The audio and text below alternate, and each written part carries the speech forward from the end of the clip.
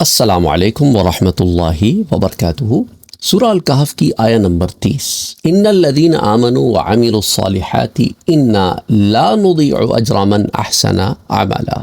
بے شک جو لوگ ایمان لائے اور انہوں نے نیک کام کیے، یقیناً ہم ان لوگوں کا اجر ضائع نہیں کرتے جنہوں نے نیک کام کیے ہوں۔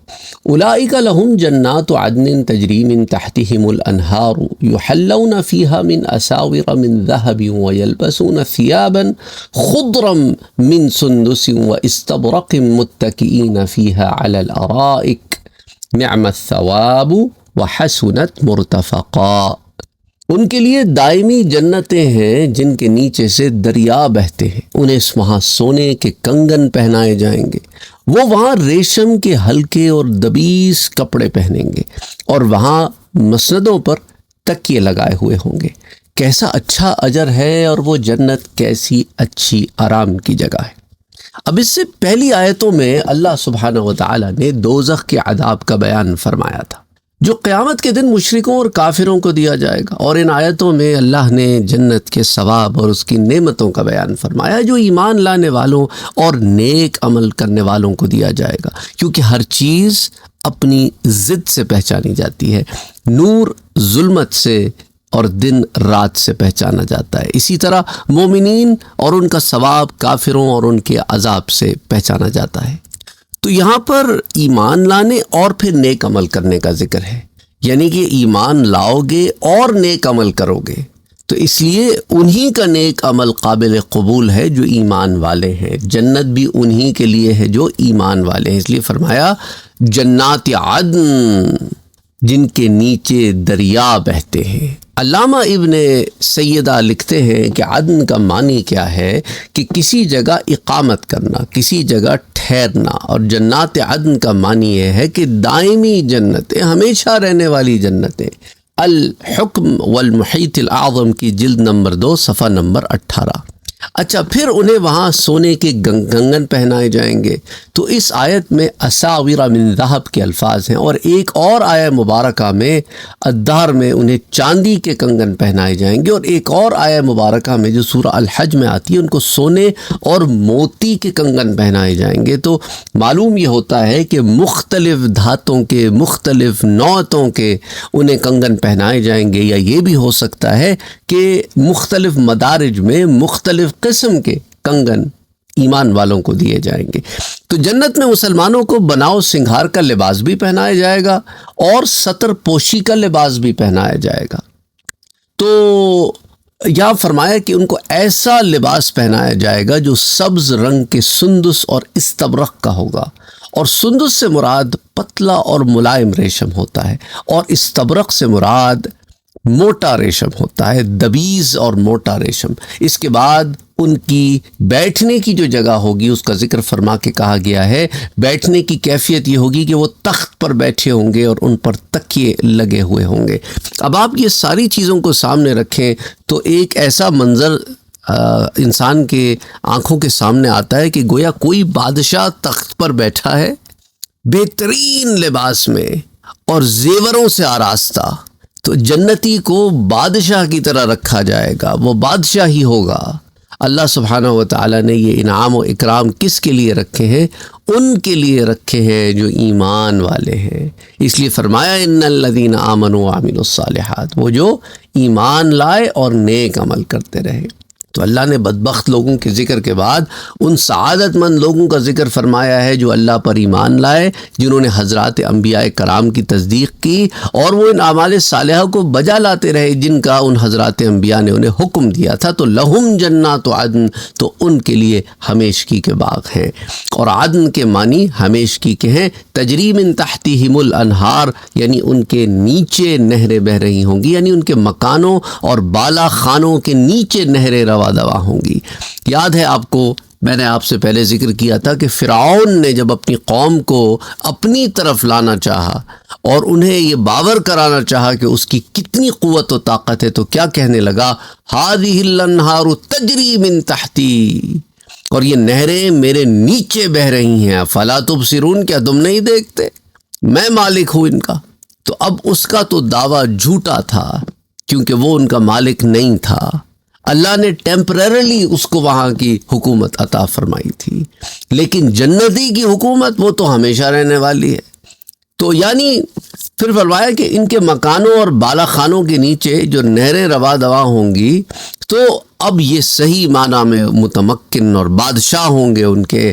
پھر فرمایا اللہ نے یحلون فیہا من اساور من ذہب، ان کو اس میں سونے کے کنگن پہنائے جائیں گے۔ اور ایک اور جگہ فرماتا ہے وہاں ان کو سونے کے کنگن اور موتی کے کنگن پہنائے جائیں گے۔ اور یہاں ان پوشاک کی تفصیل بھی بیان فرمائی ہے، وَيَلْبَسُونَ ثِيَابًا خُضْرًا مِّن سُنْدُسٍ وَإِسْتَبْرَقٍ، اور سبز رنگ کے باریک اور موٹے ریشم کے کپڑے۔ تو قمیص کی طرح کا لباس ہوگا جو بہت ہی ملائم اور باریک ہوگا، اور استبرق جیسا میں نے آپ کو بتایا موٹے ریشم کو کہتے ہیں، اور ایسا موٹا ریشم جس میں چمک دمک ہو، اور پھر وہ اپنی مسیریوں پر اپنے تختوں پر تکیے لگائے بیٹھے ہوں گے۔ نعم الثواب وحسنت مرتفقا، کیا اچھا صلہ ہے اور کیسی بہتر جگہ ہے۔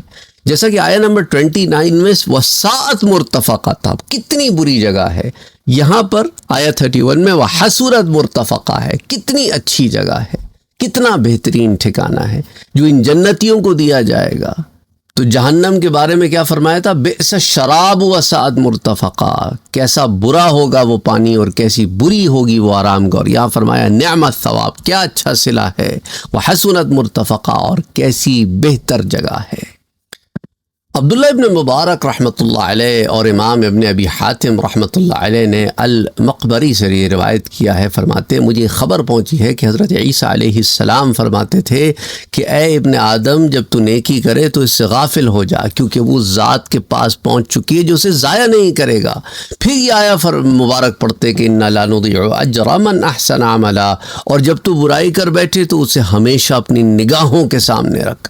اور امام ابن مردویہ نے حضرت سعد رضی اللہ تعالی عنہ سے روایت کیا کہ نبی اکرم صلی اللہ علیہ وآلہ وسلم نے فرمایا اگر کوئی جنتی جھانکے اور اس کا کنگن ظاہر ہو جائے تو اس کی روشنی سورج کی روشنی کو بھی مٹا دے، جیسے سورج ستاروں کی روشنی کو مٹا دیتا ہے۔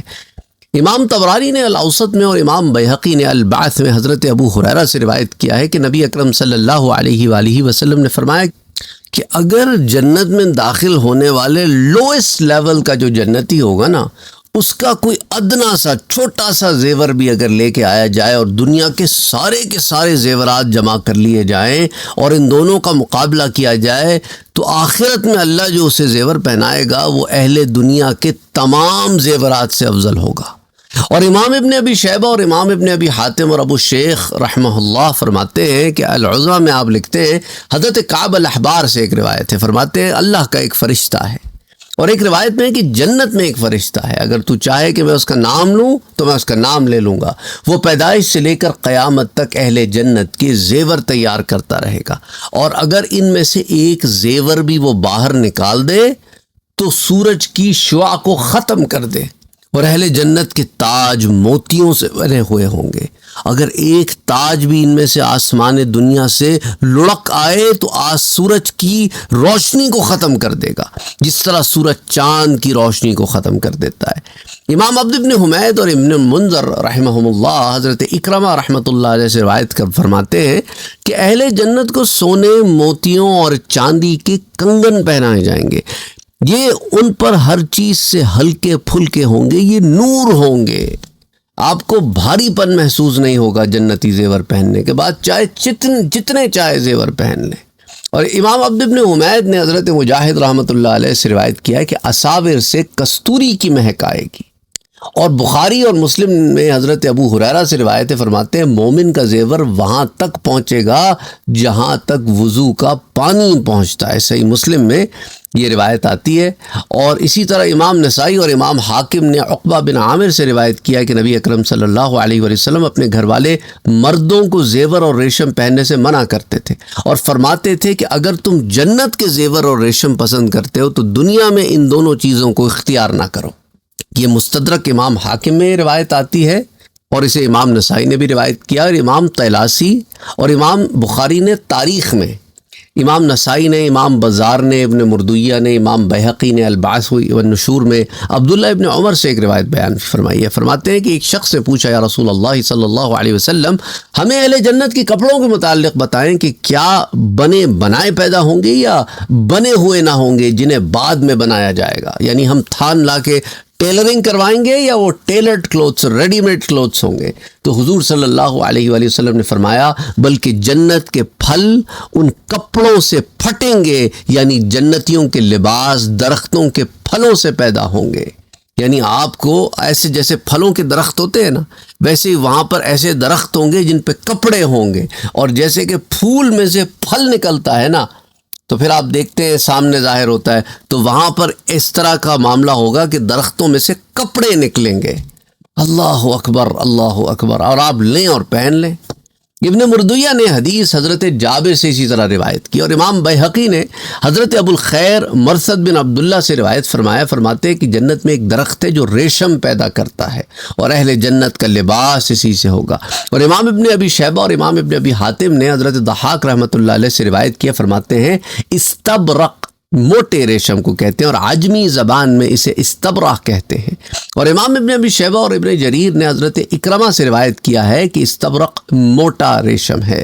اور اسی طرح امام عبد الرزاق، عبد ابن حمید اور ابن جریر نے قتادہ سے روایت کیا، فرماتے استبرق موٹا ریشم ہے، جیسا کہ تفسیر طبری میں بھی بیان کیا گیا ہے.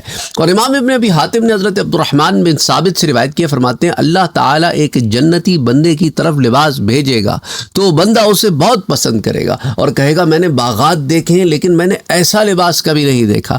بس وہ فرشتہ جو لباس لے کر آیا ہوگا وہ کہے گا کہ تمہارا رب ان باغات کو حکم دیتا ہے کہ اس بندے کے لیے اس قسم کا لباس تیار کر جو وہ چاہتا ہے. یعنی آپ کی پسند کے مطابق آپ کے لیے لباس تیار ہوں گے جو مرضی چاہے. لیکن یاد رکھیں کہ جنتی کا لباس کیا ہوگا؟ بڑا ماڈسٹ ہوگا نا، یعنی کہ بے حیائی کا لباس نہیں ہوگا. امام ابن ابی حاتم نے حضرت کعب سے روایت کیا ہے، فرماتے ہیں اہل جنت کے کپڑوں میں سے اگر آج دنیا میں ایک کپڑا پھیلا دیا جائے تو جو دیکھے اس پر بے ہوشی طاری ہو جائے اور لوگوں کی آنکھیں اس کی چمک اور خوبصورتی برداشت ہی نہ کر سکے. اور امام ابن ابی حاتم نے حضرت سلیم بن عامر سے روایت کیا، فرماتے ہیں جنتیوں میں سے ایک شخص اہل جنت کے لباسوں میں سے ایک لباس پہنے گا، پھر وہ اسے اپنی انگلیوں کے درمیان رکھے گا تو اس کی انگلیوں میں کچھ نظر نہیں آئے گا. وہ اسے پہنے گا تو وہ لمبا ہو جائے گا حتیٰ کہ اس کے قدموں کو ڈھانپ دے گا. جنتی ایک گھڑی میں 70 کپڑے پہنے گا، ایک لمحے میں 70 کپڑے پہن لے گا. اس میں سے اونی کپڑا شقیق النعمان گل لالا کی مثل ہوگا. وہ 70 کپڑے پہنے گا، قریب ہے کہ وہ چھپ جائے. دنیا میں کوئی شخص طاقت نہیں رکھتا کہ وہ 7 کپڑے پہنے جس کی اس کی گردن میں وسعت ہو. کہ اب آپ دیکھیں آپ کتنے کپڑے ایک کے اوپر ایک چڑھا سکتے ہیں. پر جنتی کپڑا تو ہے ہی الگ قسم کا، وہ اس دنیا کے مٹیریل کا نہیں ہے. یاد رکھیں جنت کو اس لیے نا ہم سمجھ نہیں سکتے کیونکہ اس کی حقیقت، اس کی مادیت کو ہم سمجھ نہیں سکتے. ہم دنیا کی یارڈ سٹک سے جنت کو میجر نہیں کر سکتے. امام حاکم رحمۃ اللہ علیہ نے حضرت ابو رافع سے روایت کی اور اسے صحیح کہا ہے، فرماتے رسول اکرم صلی اللہ علیہ وسلم نے فرمایا کہ جو شخص کسی میت کو کفن پہنائے گا اللہ اسے جنت کے موٹے اور باریک ریشم سے لباس پہنائے گا. مستدرک امام حاکم میں حدیث 1307.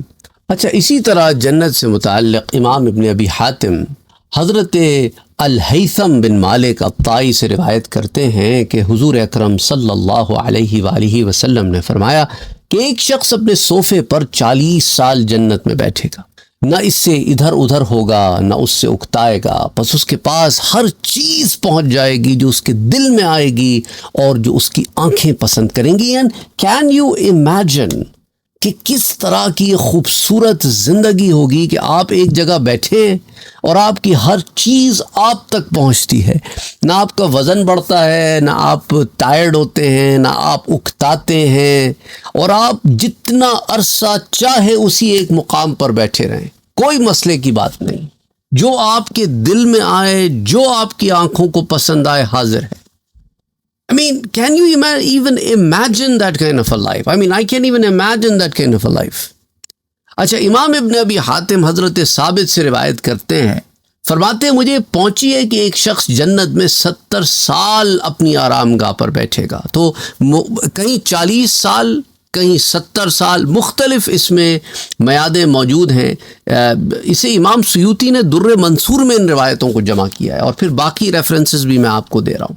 یعنی مختلف اوقات، یا تو 70 اور 40 کا صیغے سے مراد لمبا عرصہ ہے، کیونکہ عرب میں یہ بات تھی کہ کسی بہت بڑی تعداد کو بیان کرنے کے لیے ایسے نمبرز کا یوز کرتے تھے، یا پھر اس سے مراد یہ ہے کہ جو جس کا درجہ ہوگا اس سے متعلق یہ بات کی گئی۔ تو اس روایت میں، حضرت ثابت والی روایت میں، کہ 70 سال اپنی آرام گاہ پر بیٹھے گا اور اس کے پاس وہاں ہی اس کی ازواج، اس کے خدام اور اللہ کی عطا کردہ دوسری نعمتیں اور نوازشات وہیں ہوں گی، اور تھوڑی دیر کے لیے اس کی نظر غافل ہوگی تو اس کی بیویاں اس کے لیے ایسی ہوں گی کہ اس نے گویا اس سے پہلے دیکھی ہی نہیں ہے۔ وہ بیویاں اس سے کہیں گی کہ تیرے لیے وقت آ چکا ہے کہ تو ہمارے لیے اپنی ذات سے حصہ بنائے۔ یعنی کیا مقصد ہے کہ تھوڑی دیر اپنی بیویوں سے ادھر دوسری نعمتوں کی طرف جائے گا، تو جب واپس آئے گا تو اس کی بیویاں جو ہیں وہ ایسی ہو جائیں گی اس کے لیے کہ میں پہلی دفعہ دیکھ رہا ہوں۔ یعنی ایسا حسن و جمال ہوگا، ان کے حسن و جمال میں اضافہ ہو جائے گا۔ تو پھر بیویاں اس سے کہیں گی کہ اب وقت آ گیا ہے کہ اب آپ ہمارے ہو جائیں، یعنی ہم پھر مل جائیں۔ اور پھر تھوڑی نظر ادھر جائے گی، پھر دیکھے گا تو معلوم ہوگا کہ یہ بیویاں تو پہلے کبھی دیکھی ہی نہیں۔ اللہ اکبر۔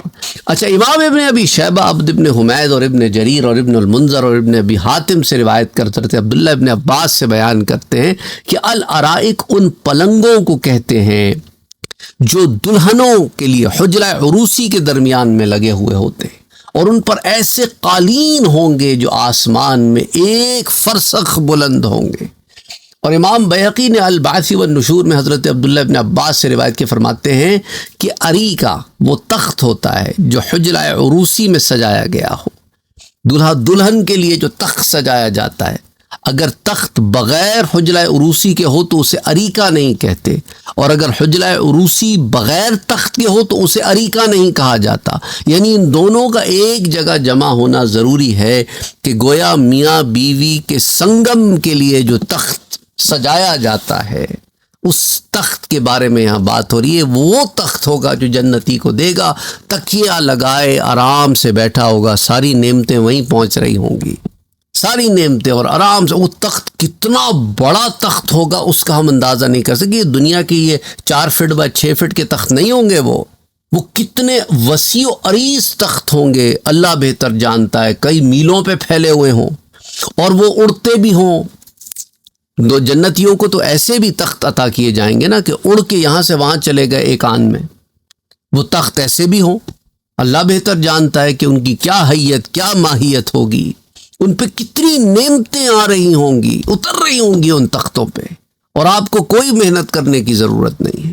اللہ اکبر۔ اور امام ابن ابی شیبہ، حضرت امام حناد، اور اسی طرح عبد ابن حمید، اسی طرح ابن جریر رحمہم اللہ، حضرت مجاہد رحمۃ اللہ علیہ سے روایت فرماتے ہیں کہ الارائک وہ تخت ہے جن کے اوپر حجرہ عروسی بنایا جاتا ہے۔ اور اسے پھر امام طبری نے اسی آیہ مبارکہ کے تحت جلد نمبر 15 میں سے تفسیر طبری میں بیان کیا۔ اور امام عبد ابن حمید اور امام بیہقی حضرت مجاہد سے روایت کرتے ہیں کہ ارائک موتیوں اور یاقوت سے بنے ہوئے ہوں گے۔ تمہارے دنیا کے جو تخت ہوتے ہیں اس جیسا جنت میں کوئی، جنت کا تو معیار ہی اور ہے نا یار، موتیوں اور یاقوت سے بنا ہوا۔ اللہ اکبر۔ اور امام عبد ابن حمید اور ابن الانباری رحمہم اللہ نے الوقف والابتداء میں حضرت حسن رضی اللہ تعالی عنہ سے روایت بیان کی، فرماتے ہیں کہ ہم نہیں جانتے تھے کہ الارائک کیا چیز ہے، حتیٰ کہ ہم ایک یمنی شخص سے ملے، بس اس نے ہمیں بتایا کہ اریکہ ان کے نزدیک حجرہ عروسی کو کہتے ہیں جس میں تخت بھی سجایا گیا ہو۔ اور امام عبد ابن حمید حضرت ابو رجا رحمۃ اللہ علیہ سے روایت کرتے ہیں، فرماتے ہیں کہ حضرت الحسن البصری رحمۃ اللہ علیہ سے پوچھا گیا کہ الارائک سے کیا مراد ہے، تو فرمایا اس سے مراد حجرہ عروسی ہے، اور اہل یمن کہتے ہیں اریکۃ فلان، یہ فلاں کا حجرہ عروسی ہے۔ امام عبد ابن حمید اور ابن جریر رحمۃ اللہ علیہ حضرت اکرمہ سے روایت کرتے ہیں، فرماتے ہیں کہ ان سے الارائک کے متعلق پوچھا گیا تو فرمایا یہ تختوں میں حجرہ عروسی ہیں۔ وہ جو دلہنوں کے لیے شادیوں میں جو تخت سجائے جاتے ہیں، تفسیر طبری میں یہ بھی آتا ہے، اور امام عبد ابن حمید اور ابن جریر نے حضرت قتادہ رحمۃ اللہ علیہ سے روایت کیا ہے کہ الارائک اس حجلہ عروسی کو کہتے ہیں جس میں تخت موجود ہو، تفسیر طبری میں آتا ہے۔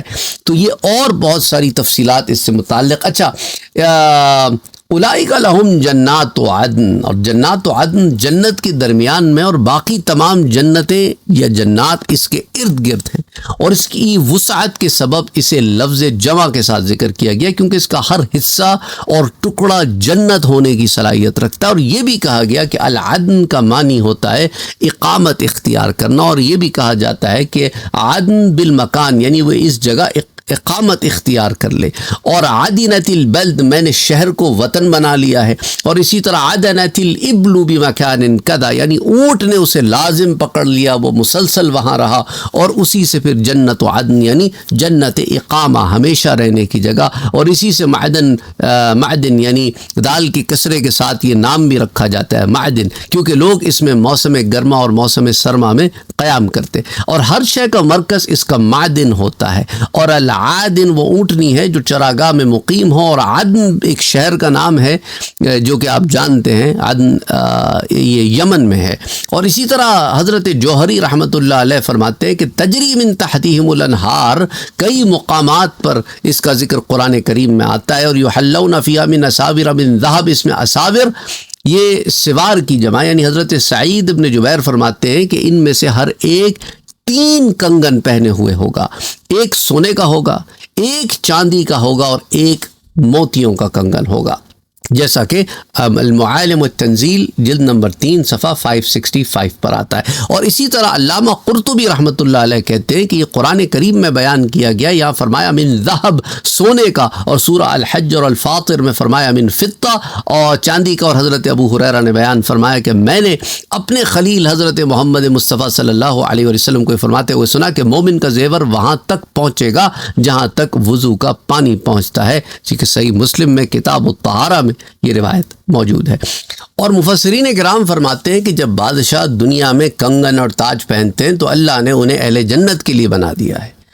تو دنیا میں یہ معاملہ بادشاہوں کا ہے، اور ہر جنتی بادشاہ ہے تو اللہ نے اس جنتی کے لیے فرمایا وَيَلْبَسُونَ ثِيَابًا خُضْرًا مِّن سُندُسٍ وَإِسْتَبْرَقٍ۔ اور السندس سے مراد میں نے آپ سے ذکر کیا ہے پہلے بھی کہ باریک اور کمزور ریشم ہوتا ہے، اور اس کا واحد جو ہے وہ سندسہ ہے۔ اور الاستبرق سے مراد موٹا ریشم ہے، اور یہ حضرت اکرمہ کا قول ہے۔ تو استبرق سے مراد کیا ہوا؟ الدیباج، دیباج ریشم کو کہتے ہیں، اور ابن بحر کہتے ہیں کہ وہ جو سونے کی تاروں سے بنایا گیا ہو ایسا کپڑا۔ اور قطبہ کہتے ہیں کہ یہ لفظ فارسی زبان سے عربی میں اڈاپٹ کیا گیا، معرب ہے۔ اچھا، خاص طور پر یہاں پر سبز رنگ کے لباس کا ذکر کیا گیا ہے، کیونکہ یہ نگاہوں کے موافق ہوتا ہے، کیونکہ سفید نظر کو بکھیر دیتا ہے، متفرق کر دیتا ہے اور درد پہنچاتا ہے۔ اور سیاہ رنگ کی مذمت کی گئی ہے، اور سبز رنگ سفید اور سیاہ کے درمیان ہوتا ہے، اور یہ شعاعوں کو جذب کر لیتا ہے۔ اچھا، امام نسائی فرماتے ہیں حضرت عبداللہ ابن عمر ابن العاص رضی اللہ تعالیٰ عنہ سے روایت ہے، انہوں نے کہا کہ اسی اثناء میں کہ ہم حضور صلی اللہ علیہ وآلہ وسلم کی خدمت اقدس میں بیٹھے تھے، فجاء رجل، کے ایک آدمی آپ کے پاس آئے، اس نے عرض کی کہ یا رسول اللہ صلی اللہ علیہ وسلم، ہمیں جنت کے کپڑوں کے بارے میں بتائیے، کیا وہ مخلوق ہے جسے پیدا کیا گیا ہے، یا بنا ہوا ہے جسے بنا جائے گا بعد میں؟ تو بعض لوگ اس کے سوال پر ہنس پڑے، تو حضور صلی اللہ علیہ وسلم نے ان کو فرمایا کہ تم اس جاہل سے کیوں ہنس رہے ہو جو عالم جاننے والے سے سوال کر رہا ہے؟ یعنی کہنے سے مراد یہ ہے کہ ایک آدمی نہیں جانتا تو اس سے سوال کرے گا جو جاننے والا ہے، اس میں ہنسنے کی کیا بات ہے؟ اس میں مذمت ہے ان لوگوں کی جو سوشل میڈیا پہ بھی آ کے آپ دیکھتے ہیں کہ لوگ نیچے کمنٹ میں لکھتے ہیں کیا بے وقوفانہ سوالات آپ ساتھ صاحب سے کر رہے ہیں، یہ کس قسم کا بے وقوفانہ سوال ہے، اسٹوپڈ کویسچنز، اور اس طرح کے سوال پوچھنے کا مقصد کیا ہے؟ یعنی اتنی تنقید لوگ سوال کرتے ہیں کیونکہ ان کے ذہن میں ایک اشکال آتا ہے، ایک سوال پیدا ہوتا ہے، وہ اس ڈاؤٹ کو کلیئر کرنے کے لیے ایک سوال پوچھتے ہیں، تو اب اس کا جواب دیا جاتا ہے، تو اس شے کی مذمت آئی ہے کہ تم دوسروں کے سوالوں کو تحقیر، یعنی اس میں تمہارا تکبر آتا ہے۔ تم متکبر ہو، اس لیے تمہیں اپنے علم پر اتنا زیادہ غرور ہو گیا ہے کہ لوگوں کے سوالات کو تم مذاق میں ٹھٹے مارتے ہو۔ یہ بھی تو ہو سکتا ہے کہ تم کوئی سوال کرو اور عالم تم پر ہنسنا شروع کر دیں کہ کیا بے وقوفانہ سوال کر رہے ہو، پھر تمہیں کیسا لگے گا؟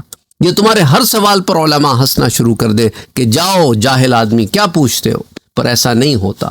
وہ تسلی سے تمہارے سوالوں کو سنتے بھی ہیں اور تمہارے سوالوں کا جواب بھی دیتے۔ تو اس لیے حضور نے فرمایا کہ تم ایسے کیوں کر رہے ہو؟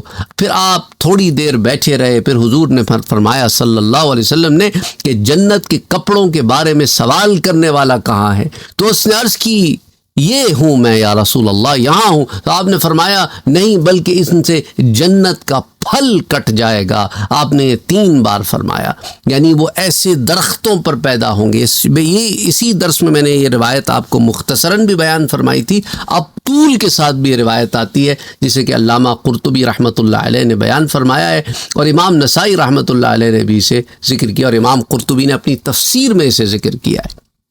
تو یہ عالم ہوگا ان کپڑوں کا، اور حضور اکرم صلی اللہ علیہ وسلم نے جو توقف فرمایا تو کوئی بعید نہیں کہ اللہ نے حضور کو وہیں مدینہ منورہ میں بیٹھے بیٹھے جنت میں وہ درخت دکھایا ہو کہ اس کی کیا کیفیت ہوتی ہے اور جنتیوں کو کیسے کپڑے پہنائے جائیں گے، اور حضور اکرم صلی اللہ علیہ وسلم کے لیے وہ تمام پردے ہٹا دیے گئے کہ حضور نے وہاں پر بنفس نفیس بیٹھے ہوئے جاگتی آنکھوں سے اس کا مشاہدہ کیا، اور پھر پوچھنے والے کو بتایا کہ کیا کیفیت ہوگی، وہ کیسے نکلیں گے، اور آپ نے یہ 3 بار فرمایا تاکہ تاکید ہو جائے۔ اور حضرت ابو ہریرہ نے فرمایا کہ مومن کا گھر ایک موتی ہوگا جو درمیان سے خالی ہوگا، اس کے درمیان ایک درخت ہے جو حلے اگاتا ہے، اور حلہ آپ کو میں نے سیرت النبی صلی اللہ علیہ وسلم میں بھی بتایا تھا کہ 2 بلا سلے ہوئے کپڑے ہوتے ہیں، کپڑا ہوتا ہے سلا ہوا نہیں ہوتا، اور ایک نیچے باندھا جاتا ہے، ایک اوپر لیا جاتا ہے، اسے حلہ کہتے ہیں۔ تو ہر جنتی کے گھر کے اندر ایک درخت ہوگا جس میں وہ حلے اگیں گے، اور آدمی ایک انگلی کے ساتھ، یا فرمایا اپنی 2 انگلیوں کے ساتھ 70 حلے پکڑ سکے گا، اور وہ موتیوں اور مرجان کے ساتھ آراستہ ہوں گے۔ اللہ اکبر۔ اور یہ یحییٰ بن سلام نے اپنی تفسیر میں، اور عبداللہ ابن مبارک نے اپنی رقائق میں اسے ذکر کیا ہے، اور اسی طرح امام قرطبی رحمۃ اللہ علیہ نے اسے التذکرہ میں بھی ذکر کیا ہے، اور حدیث میں یہ بھی آتا ہے کہ ان میں سے ہر ایک حلہ ہوگا، اس کے 2 منہ ہوں گے، اور ہر منہ کا ایک رنگ ہوگا، وہ دونوں آواز کے ساتھ گفتگو کریں گے۔ کین یو امیجن کہ آپ کے کپڑے آپ سے بات کر رہے ہوں آواز کے ساتھ، جسے سننے والا انتہائی مستحسن قرار دے گا۔ اللہ اکبر، اللہ اکبر۔ اور دونوں چہروں میں سے ایک دوسرے کو کہے گا میں اللہ کے ولی پر تجھ سے زیادہ مکرم اور معزز ہوں، میں اس کے جسم کے ساتھ ملا ہوا ہوں اور تو اس کے ساتھ ملا ہوا نہیں ہے۔ تو دوسرا کہے گا میں اللہ کے ولی پر تجھ سے زیادہ مکرم اور معزز ہوں، میں اس کا چہرہ دیکھ رہا ہوں اور تو نہیں دیکھ رہا۔ یعنی اندر کی طرف کا جو کپڑا ہے وہ باہر کی طرف کے کپڑے سے مخاطب ہوگا، اور دونوں آپس میں کلام کریں گے۔ ان کا کلام اللہ کا ولی جنتی سنے گا۔ اللہ اکبر، اللہ اکبر، اللہ اکبر۔ اللہ نے فرمایا متکئین فیہا علی الارائک۔ الارائک اریکہ کی جمع میں نے آپ کو بتایا اس میں بڑی تفصیل سے، اور یہ کہا گیا کہ مراد وہ قالینیں ہیں جو حجرہ عروسی میں بچھی ہوئی ہوتی ہیں، اور یہ حضرت زجاج رحمۃ اللہ علیہ کا قول ہے جسے تفسیر ماوردی کی جلد 3 صفحہ 305 پر بیان کیا گیا۔ حضرت عبداللہ ابن عباس فرماتے ہیں اس تخت کے بارے میں جو جنتی کو دیا جائے گا یہ سونے کا بنا ہوا ہوگا، اور اسے حجرہ عروسی میں یاقوت اور موتیوں کے ساتھ مرصع اور آراستہ کیا جاتا ہے، اور العریکہ ایک پلنگ اتنا ہوگا، اس کا میں آپ کو بتا دوں جیسے میں نے آپ سے تھوڑی دیر پہلے بتایا تھا کہ وہ کوئی چھوٹا موٹا 4 فٹ بائی 6 فٹ کا پلنگ نہیں ہوگا۔ حضرت عبداللہ ابن عباس فرماتے ہیں یہ جتنا راستہ صنعا شہر سے لے کے ایلا شہر تک، یہ صنعا شہر کہاں ہے؟ یہ صنعا شہر آپ کے یمن میں موجود ہے، سینٹرل یمن میں موجود ہے، اور یہ ایلا شہر جو ہے یہ آپ کا آج کل کا یہ جو جارڈن ہے یہاں پر یہ موجود ہے، اور یہ کوئی 2100 کلومیٹر ان کا ڈسٹنس ہے، 2100 کلومیٹر۔ کین یو امیجن اتنا بڑا جنتی کا ایک ایک تخت ہوگا جس کے اوپر وہ بیٹھا ہوگا، اس پر اسے ہر شے عطا کر دی جائے گی۔ اللہ اکبر اللہ اکبر اللہ اکبر، اور سونے کا بنا ہوا۔